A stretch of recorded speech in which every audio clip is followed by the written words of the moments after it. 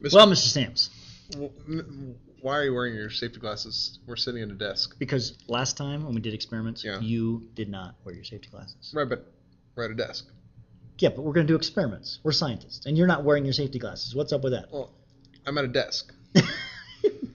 But I'm prepared. Oh, I see. I am prepared for the experiment You don't we're want to look doing. like a fool like I did last time without Yes, having mine he on. was being the fool he was not okay. supposed to be. Mm-hmm.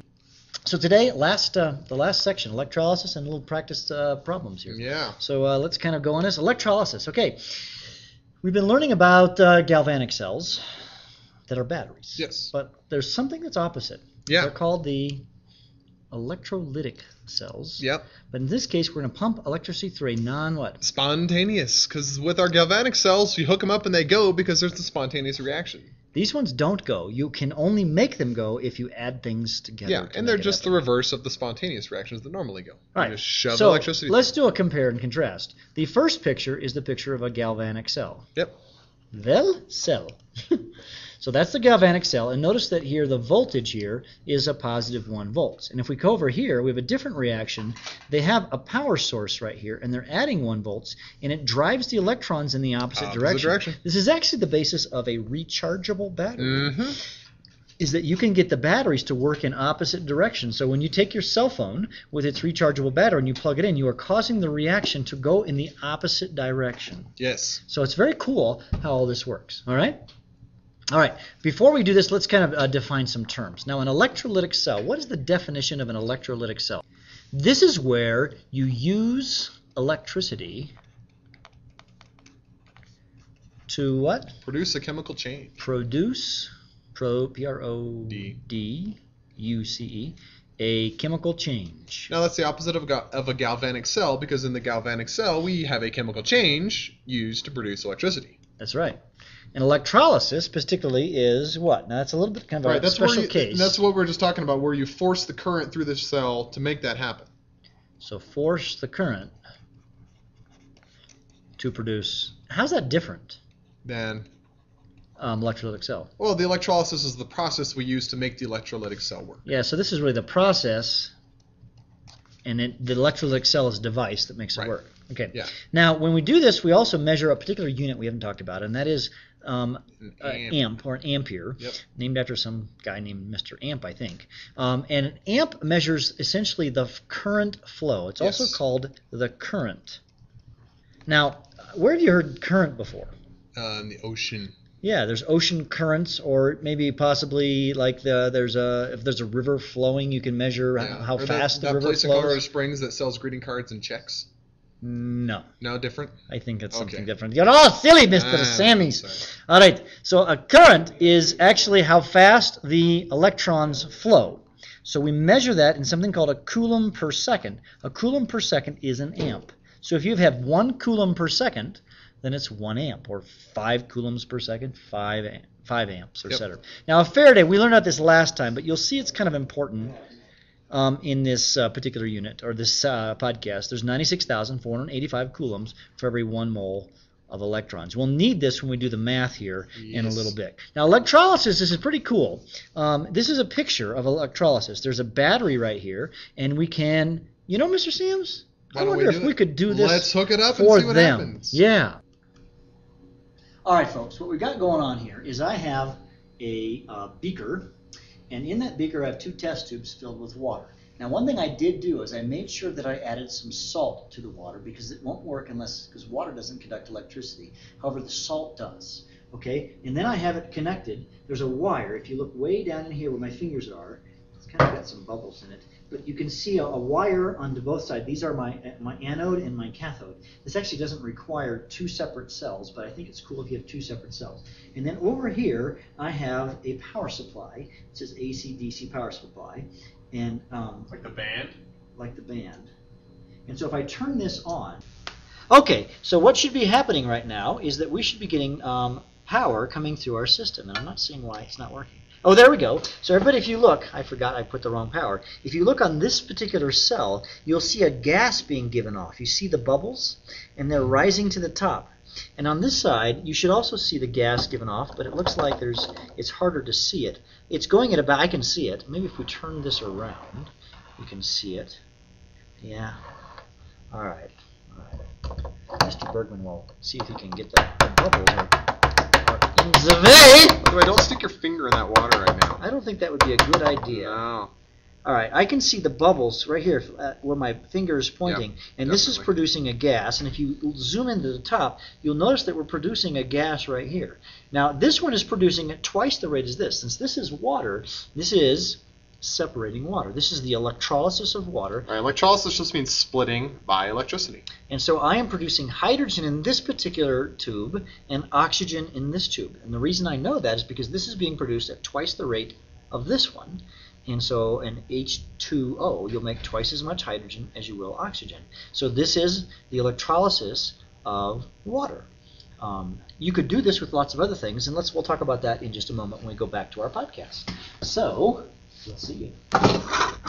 So you can see, here's the picture. The picture probably, we saw it live in action, but if you look at this picture, this would be the hydrogen side right here.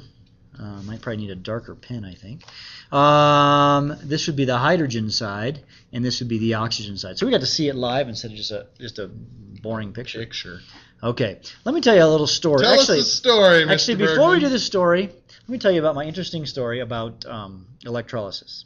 So I'm in college. And Stick your finger in? No. Oh.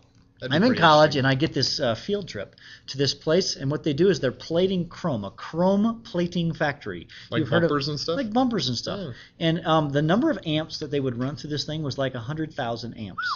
So they had this big cell. By the way, if you get electrocuted, it's not the volts that kill you, it's the amps. Yeah. And so there was this huge thing that was the size of a car, this big buck, filled with potassium dichromate. By the way, that's a very nasty chemical. Yeah, dichromate's icky. So it's orange. So it was orange. That's an AP question, by the way. What color is dichromate? It's orange! And then they would stick into their device, and they would have it hooked up to some metals, and the dichromate would plate onto chromium.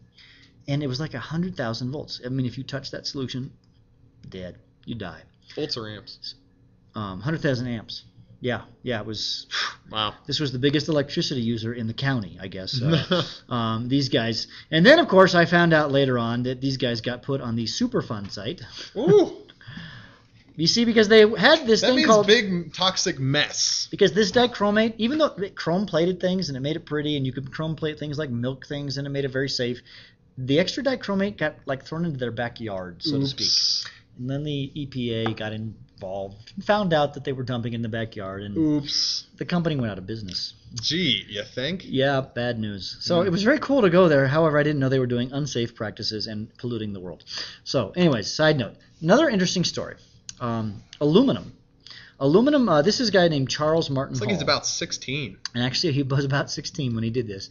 And the price of aluminum in 1855, $100,000 a pound. $100,000 per pound. By the way, another side note. I don't know if you're going to talk about this. The top of the Washington Monument in Washington D.C. They put an aluminum cap on it because they finished building it in the 1800s, shortly after the Civil War. They put an aluminum cap on it, basically to signify, hey, we've got this really expensive metal. We got money to burn because we're an up-and-coming country. We're going to cap the Washington Monument with aluminum. Whoa! Yeah. That's because it costs $100,000 a pound. Exactly. Well, it turns out Now it's like, oh. there's this dude, Charles Martin Hall, this guy right here, and he We'll was call him Chuck. He was a Chucky, and he was a student at Oberlin College.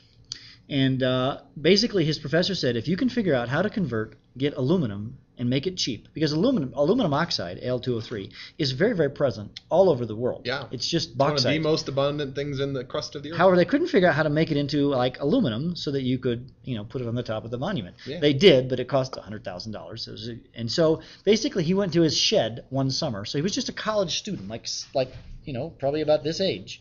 We could get A couple more of mustache. whiskers, yeah. I don't know if he had any whiskers. He was so young. Three And so hairs he on was his working in the chest. shed in the backyard with mason jars for batteries, and figured out how to make aluminum, Cool. and became like uber rich. Uh-huh. In fact, he formed, I think, the company Alcoa, which makes aluminum like everything. Yeah. They're like uber rich, and so he became this super rich kid because he figured out how to do this. Cool. So it's called the Hall-Héroult process. Because actually, interestingly enough, simultaneously there was this German dude who figured out how to do it, and they figured out the same thing, and they never talked to each other. So now it's called the Hall-Héroult process. Kind of like the whole who discovered oxygen thing. Yeah. Happened in the same time in different parts of the world. Or calculus, for that matter, yeah. All right. Anyways, so now we're going to do these problems. These problems, guys, are so easy to do. It is not even funny how easy these are. The key thing is all you got to know is the definition of an amp. That's a coulomb per second. Never think of it as an amp, but as a coulomb per second. Yep. And think of a Faraday as a coulomb per mole of electrons. So it's just a big dimensional analysis problem. Now I've got magnesium, and I want to make magnesium metal. So the reaction is Mg2 positive goes to Mg. Because magnesium chloride has a charge of +2, Yep. and we'll say two electrons here. That's important, that 2 electrons. Very important. And you'll just start with the big given now. See, 1,000 grams. I like to start with mass, 1,000 grams of Mg. Let's convert that to moles. So what can you convert to? Moles.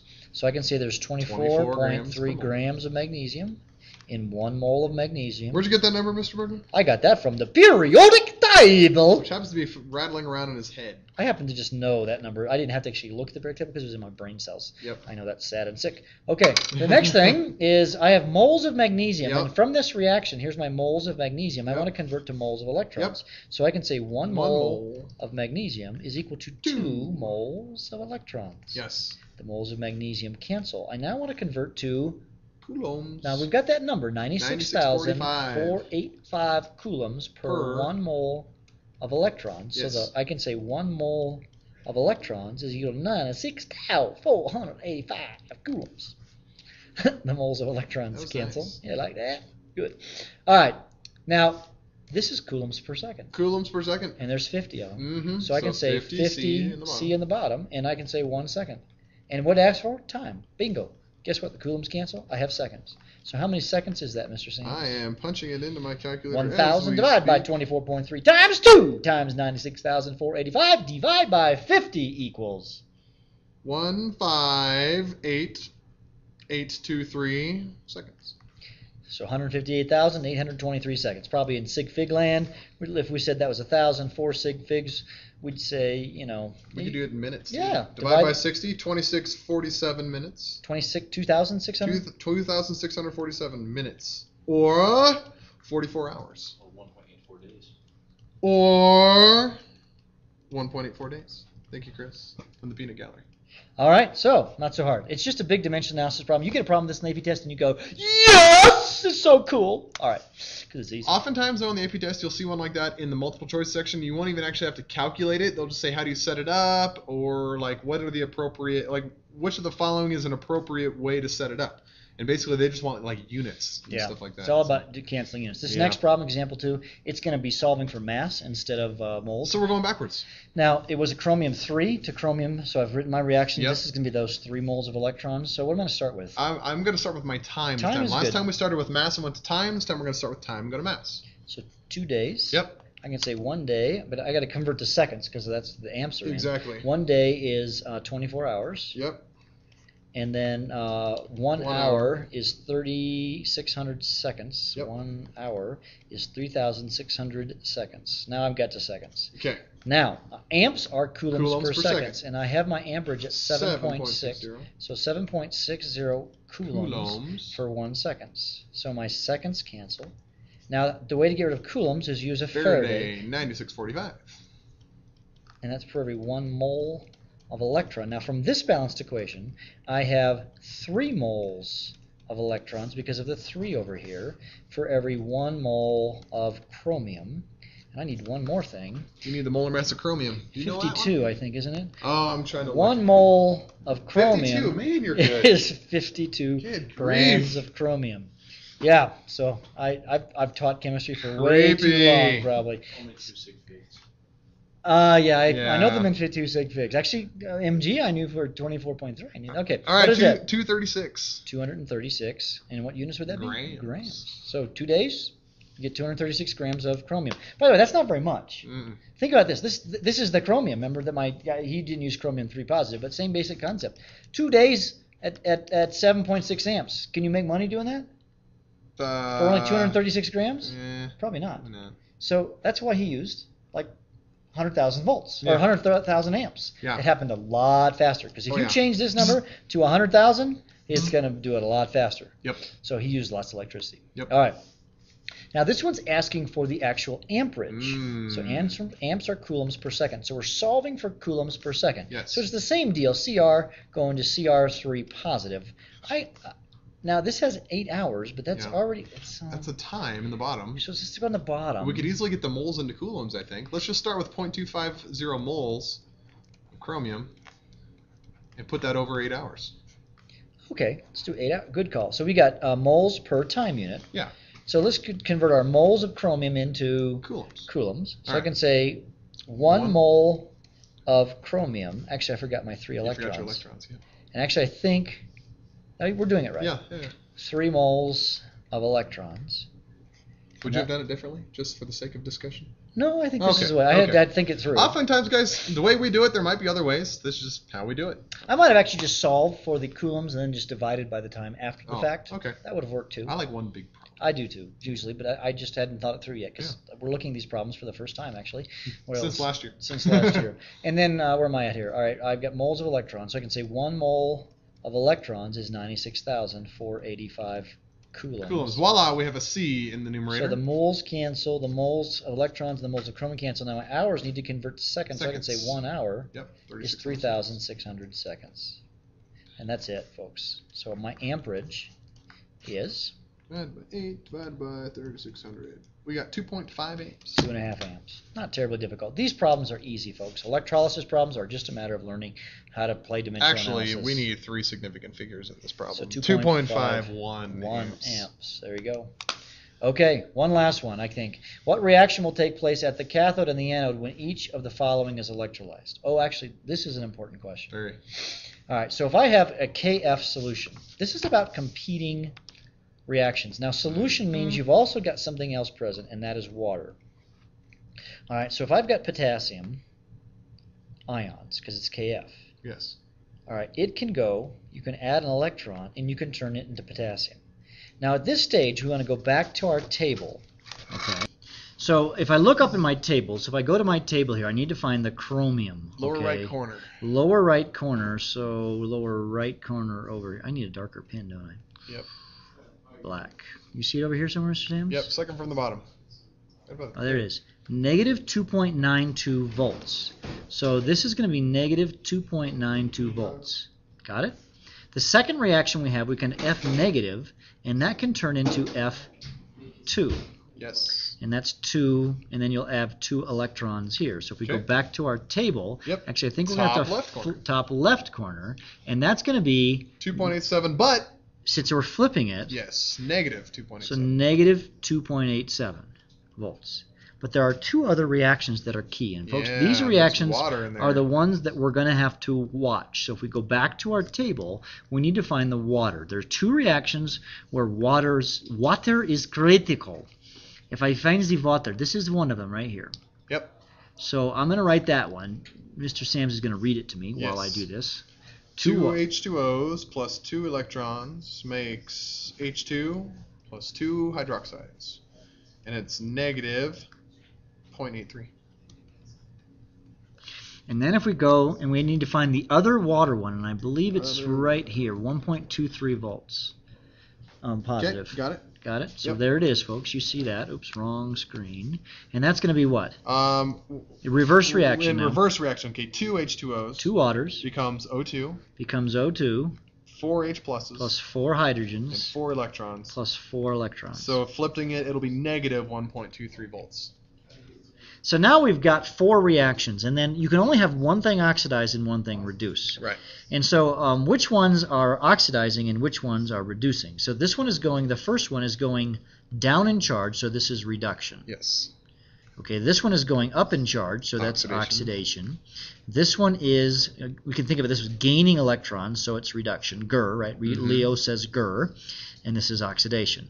And so essentially we have a competition between the 2 reduction reactions and then the 2 oxidation reactions. Now which one will happen, Mr. Sam? The one with the big number. Okay, which would be which one? For the reduction? Yeah. Now, it's the bigger number. Now, watch this, because it's the bigger number that, because negative 0.83 is bigger than negative 2.92. Yeah. We know that. And so, actually, potassium will not reduce. What will happen is you'll produce water. hydrogen Right. gas. Exactly. So, the winner of this one is that you will produce reduction. You will produce this reaction. Now, if we look at the oxidation ones, let's change colors here. In blue here, we've got two competitions for oxidation, negative 2.87 and negative 1.23. The bigger number is negative 1.23. So the oxidation reaction will be this. So in fact, the potassium and the fluoride will do nothing in this particular reaction. So it says what happens at the anode, what happens at the cathode. Reduction occurs at the cathode. Remember, you keep your consonants together, and oxidation would be your anode. In fact, we just saw this reaction. Did we not? We did. This is, in fact, what we had. I put some salt in there. It could have been potassium fluoride. I used sodium chloride, but I got the same reaction. Okay? Now, we go back now to a similar kind of a thing. What about copper chloride? All right. Now, to do this, we're going to use the same. Since it's a solution, we're using the same two water reactions. So I'm going to sort of abbreviate. The reduction of water, the voltages are... negative 0.83. Sorry. And the oxidation of water, that was negative 1.23 volts. So my other options now are the copper, 2 positive, because it's CuCl2, can go to copper plus 2 electrons. And now the voltage on this one, what's the voltage on this one? When you look at the table, I think is it it's going down to elemental? Sorry. Yeah, it is elemental. It's 0.34, I think, isn't it? Yep. 0.34. Yep. Now, is it negative? Yeah, no, it's positive. Positive. So this Yep, one, as boy, it that is. blue may not be, it doesn't work very well, does it? Positive 0.34 volts. And this is being That's reduction. reduction. Now, we can just, look, reduction, negative 0.83, reduction 0.34, 0.34 wins. 0.34 wins. So this is going to be your cathode. My other option will be the chloride can go to chlorine gas plus 2 electrons. I don't know this one off the top of my head. Chlorine is Chloride to chlorine? 1.36, but it'll be negative. Negative 1.36 volts. And so this is oxidation. Negative 1.23 wins. Mhm. So the water is going to oxidize, and the zinc is going to reduce. So this will be your anode. Yeah. You said zinc. Did I say it back? Oh, You said copper. zinc. It's copper. Do I smell something burning? Mr. Meek was doing a demo in the back of the Oh, okay. Good. We just didn't want to set the place on fire. That would be very bad. And that was a long podcast, so we apologize. It was. And we messed up, but We you guys did. figured out. But so you probably won't even see us messing up because we're going to edit it all out. if you know how to do that, that's great, because Good I don't times. know how. Oh, yeah. We can check it out. Okay, so we'll be back at you. Talk to Yep. you later. Bye.